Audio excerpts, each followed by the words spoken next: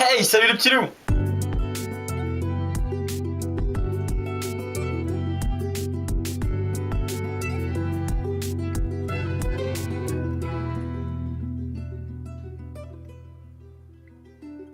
Aujourd'hui, on se retrouve pour un petit tuto spécial 1er mai. Mais d'abord, nous allons voir ce que représente le 1er mai. Bon, pour beaucoup de gens, quand on parle du 1er mai, ça évoque un jour férié. Dans des temps très reculés, le mois de mai était le mois où on cherchait à se marier. C'était la période où les jeunes hommes avaient le droit d'essayer les jeunes filles. Ouais, les essayer. Les essayer. Et le matin du 1er mai, on déposait un mai, c'est-à-dire une branche d'arbre, devant la porte des jeunes filles à marier. Une branche, ouais.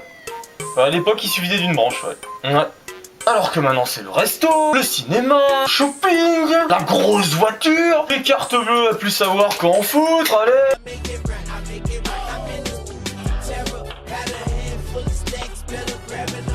Ouais, j'ai dû casser mon PEL pour ce tuto.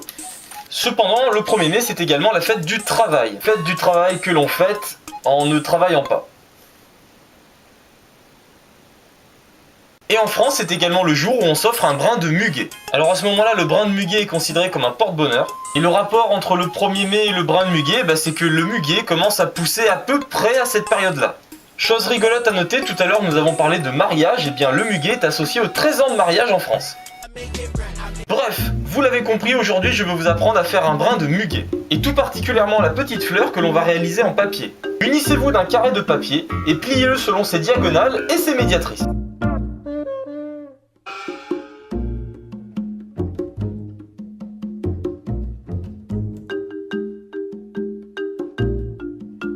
Pliez-le ensuite selon une de ses diagonales.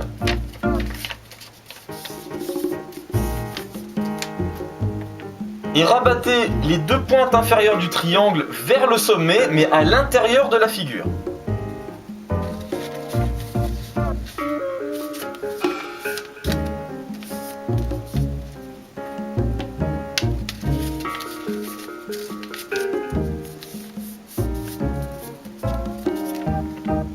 Vous obtenez donc une figure à 4 pales, 2 de chaque côté. Prenez la figure face à vous, le bord ouvert tourné vers le haut. Puis rabattez les deux bords inférieurs sur la ligne centrale.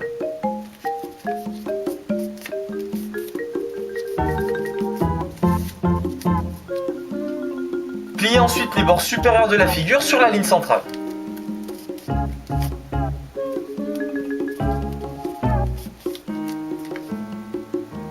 Vous pouvez remarquer que chacun des bords supérieurs renferme une petite poche. Ouvrez la poche de cette manière et venez la rabattre de cette façon. Puis faites la même chose avec l'autre poche.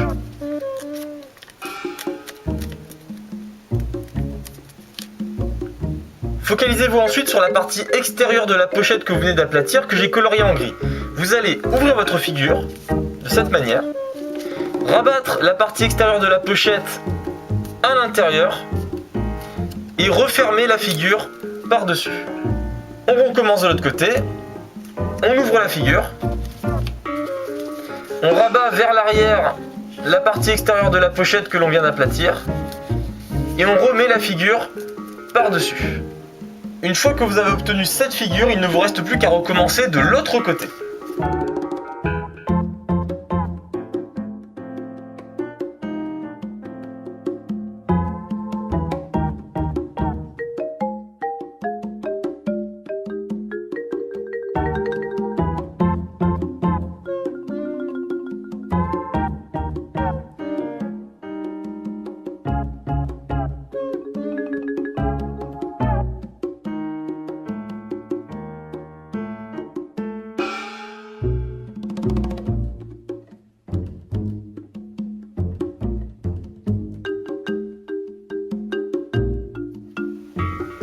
Une fois cette figure obtenue, rabattez les 4 pointes vers le bas et marquez le pli.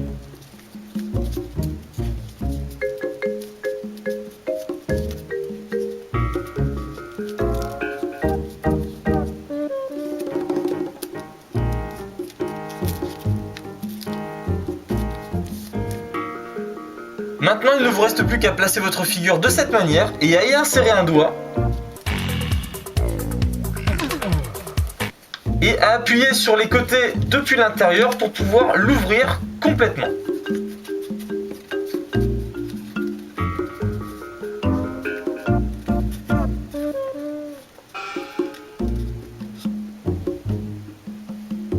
Vous pouvez, pour donner un aspect plus joli aux pétales, les rouler à l'aide d'un stylo.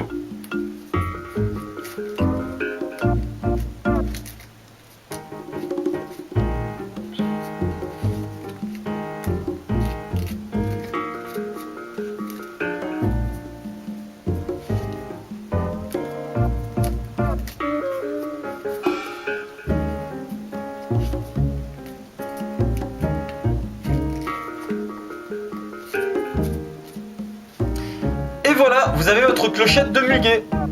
Alors pour réaliser votre brin de muguet, je vous conseille d'en faire des plus petites et de différentes tailles que vous pourrez piquer sur un fil de fer en métal que vous aurez préalablement tordu.